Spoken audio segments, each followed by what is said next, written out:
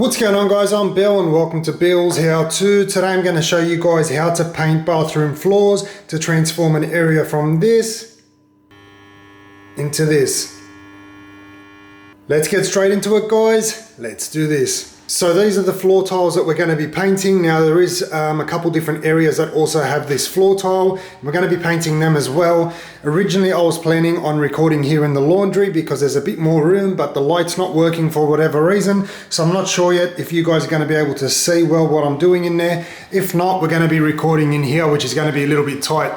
Either way, floor tiles, you need to do a lot of prep work before you actually get started. So make sure you clean the floor tiles very, very well. Take a scraper, remove any paint drops that might be on the ground, anything that's sitting up higher because you don't want that to show in your finished product. Clean that all off. Then what we're going to do is take some sugar soap. Now we're using anything that the manufacturer recommends because we want to make sure that this is going to last a very long time. If you don't clean your floors properly and apply your primer, there's a chance that it might not adhere. You might have some dust, dirt, whatever it is underneath, or grease. And you need to make sure that's all 100% clean to make sure you've got the best chance of all of this here surviving for as long as possible. So I've got it in a spray bottle here of concentrate version, and then what I'm going to do is take my drill with a little scrubber attachment on there. It's going to make things much easier. No one likes to clean, especially me. And we're going to scrub all of these floors down, wash it all down, wipe it, and then we're going to vacuum it as well. So I'll see you guys in a little bit because hopefully you guys don't want to watch me clean, and I really don't want to clean anyway. So I'm going to quickly clean all of these ones here up, all the bathroom and laundry floor tiles, and then I'll see you guys in a bit. So once the tiles have been cleaned, we're going to leave this for about 2 to 3 hours for everything to dry. Then we're going to get started on applying our primer. So the tiles are now ready to be primed. The product that we're using is from Dulux. It's called the Renovation range. Now this is basically a range of paints that can be used to apply on top of tiles, on top of laminate, on top of melamine, on top of a whole range of different surfaces in your kitchen and bathroom mainly. And this is the product that you use for that. There are a lot of other products out there that do it, but for the price, this one here is not too bad. I'll get into pricing and coverage towards the end of the video. A lot of people asked in the last video that I made why I don't recommend painting floor tiles. And to be 100% honest, it's more a personal preference. I don't want to be called back out for a little touch-up, and that's the reason why I don't do these floor tiles. They're scratch resistant, not scratch proof, and people will eventually scratch or damage their tiled surface, their painted surface now, whether it's on your laminated bench top or it's on a tiled floor like this one here. Over time you will get a scratch, you'll get a chip in the paint, and I simply don't want to be called back out for a little touch up, and that's the reason why I don't do it. If it's your own personal house, you can do it yourself, it's not a problem. Let it scratch up over the couple of years and then you can just do it all in one coat once again, or completely change it and redo the color. Now also another reason why is because of the dry time between coats. Now with our floors here, you only need 2 products. You need your primer and then you need your actual paint or the top coat that you're going to be using. There's no clear coat that goes over the top of your floor tiles. That's to make sure that it's not slippery. Your laminated bench tops, your cabinets, everything like that can all have a clear coat over the top, which makes it a bit more durable as well. But the dry time in between everything is another reason why I personally don't take on these jobs. This one here unfortunately is one of the first and hopefully the last that I do for a customer here. The dry time in between, so if you prime it, you only need 1 coat of primer. You have to wait 4 hours before you can apply your top coat. You need 2 coats of the top coat, and that top coat, which is basically the colored paint, you need 8 hours of dry time in between. So apply the primer, wait 4 hours, apply your top coat, wait 8 hours, apply your second coat, wait 8 hours, then you can apply your clear coat on top of that. So it's a pretty long process for me to be coming back and forth. So I just thought I'd throw that in there and let you guys know. But now that we've got that out of the way, let's get straight into priming these floors. So when you apply the primer or the actual top coat to the floor, you want to use a 4mm nap roller. Make sure it's a good quality one. What I've done here, I'll save you guys a bit of money, teach you a trick. You pick up from the store a little value pack that comes with a tray, a roller frame, and also the actual roller sleeve or the cover itself. A cheap one for about $4. All I do is I simply take off the old sleeve because that's absolute garbage, throw it away, and then I put on a nice good quality 4mm nap roller. That's going to give you a nice smooth perfect finish every single time. Make sure you don't go cheap on your roller itself. The frame and the tray, we can throw it once we're done, so I'm not too concerned about it, but make sure you get a good roller. Now when it comes to mixing our primer here, this comes in two components. If we open it up, you can see under the lid there, we've got a little tube here. We need to add the contents of this tube to the actual primer itself, and then we simply mix it for about 3 to 5 minutes. So we'll open up this one here, break the seal from the back, add our contents here. That surprisingly came out very nice and easy. You don't really have to squeeze that tube.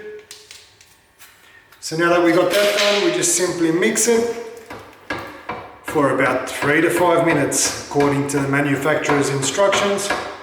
So hopefully you guys can see from there, this is a really tight bathroom. It's the best that I can do. We're going to cut in using a brush, and we're going to roll it using our nap roller. Now this product here dries absolutely clear, and it goes on clear as well, which means it makes it a little bit difficult to see. So make sure you've got the lights on as much as possible. Try catch the reflection and keep in mind exactly where it is that you're up to.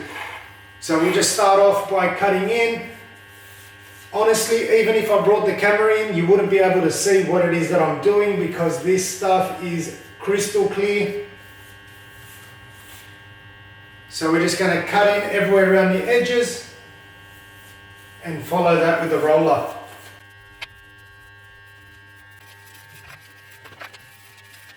So I'm not too sure how much of that was actually in the frame or not, but it's a very tight bathroom. I could have put my camera inside, but then I wouldn't be able to get it for another 4 hours. So this one here is all now primed. We'll wait 4 hours, come back, and then we're ready for our top coat. And after 4 hours, this is what the primer looks like once it's dry. It's very, very hard to tell that there's actually a coating on here, even if I bring you guys in nice and close. Very hard to tell that there's actually a coating on here. We're going to start mixing up our paint now and get started on applying that. So for the floor paint, we're going to do the exact same process as we did previously. We've got our little additive. We need to open up this tin, and once again we're using a 4mm nap roller. So do the exact same process as we did before. Mix the contents together and stir it for about 3 to 5 minutes. Then we can get started on painting. Now this one here is in Timeless Grey.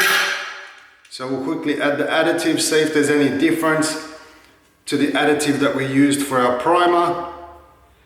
And it's the exact same texture.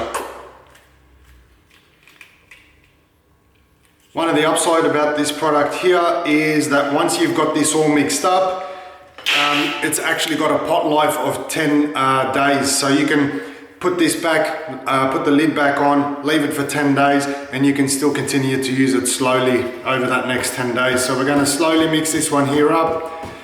Make sure we're mixing it thoroughly for 3 to 5 minutes. So we're going to apply the paint now using our brush. Exact same process, cutting all the edges, then come back and roll it off. Make sure that you lay everything off, meaning that you smooth off your paintwork as you move on to the next section to make sure that you have a nice consistent finish. Now, this is the first time using this paint here, and it's actually a bit watery or a bit more runny than I was expecting, but we'll see what the coverage is like either way. Oh, that's actually got a very nice coverage. It's very, very smooth, it glides nicely. That's actually a lot better than I was expecting.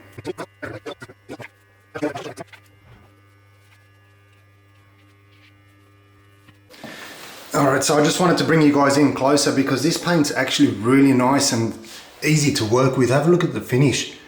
With a brush, it's almost self-leveling at the moment, but I wanted to hopefully bring you guys in a bit closer and show you guys what it's like up close. It simply glides. I'm not sure if it's the primer or the actual paint itself or a mixture of the two, but it's really, really nice to work with.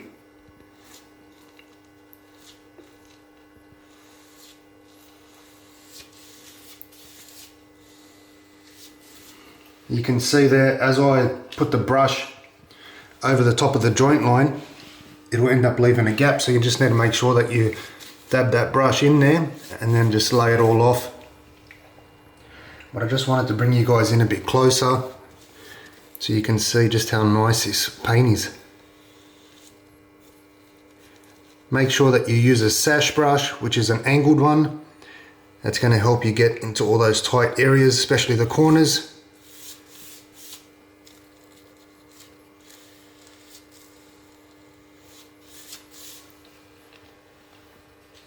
But I just wanted you guys to see up close what it's like. So now that we've got that out of the way, I might put the camera back up on the tripod because I don't know whether to look at my brush or look at the camera. But that's actually looking really nice. Super nice.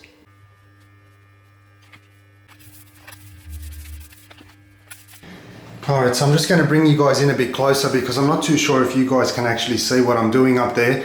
But something I did want to point out is that with the roller, because it's such a small nap, it's 4 or 5 mil, I think it's 4 mil nap roller, it's not actually getting into those grout lines. So the initial time when you load it up, because there's so much paint there, it initially goes into those grout lines. But then as you smooth everything off, you can see there it starts to miss all those grout lines. Even if you push the edge of the roller very, very hard, unless you've got a fully loaded roller, to get it all in there. So I've got a little brush in here with me and I just make sure that I dab all those grout lines. You can see there we've got less paint on the roller now, which is probably the perfect amount to be on your roller anyway. But as we go over the top there to smooth everything off, we're missing everything. So we need to go back with the brush, make sure we fill in all these grout lines here, go in both directions.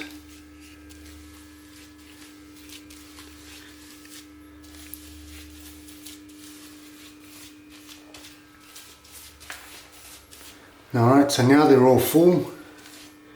They're all full now, so then we can take the roller and lay all that paint off. So that's not something you're going to be able to see from a distance, so I wanted to bring you guys in closer.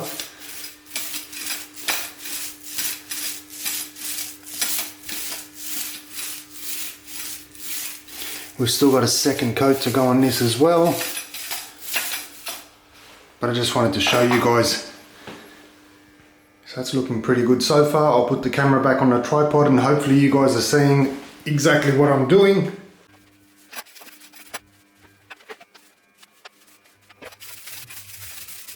Alright, so I've got the first coat on and this is looking honestly unreal. What a super nice finish, super nice color, very easy to use. The only issue I'm having is getting the brush into the grout line because the roller simply can't get in there unless I overload the paint, and I really don't want to overload the paint. So this one here is looking really, really nice, especially when we compare it to this side. What a difference. That's a really nice color, timeless gray in case anybody's interested. We'll let this one here dry for 8 hours, come back and do a second coat and then we're done. No clear coat needed on this one here.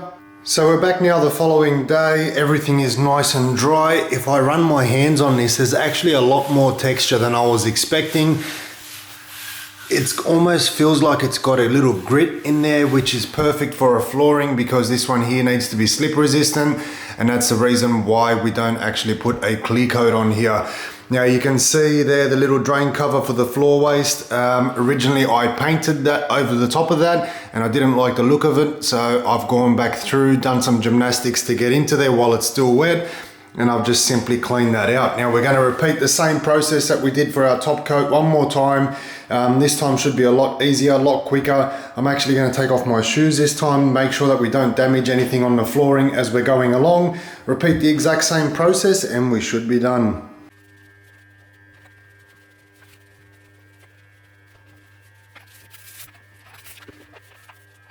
So once it's all dry, this here is the finished product and we've got an awesome transformation here, especially when we compare it to before.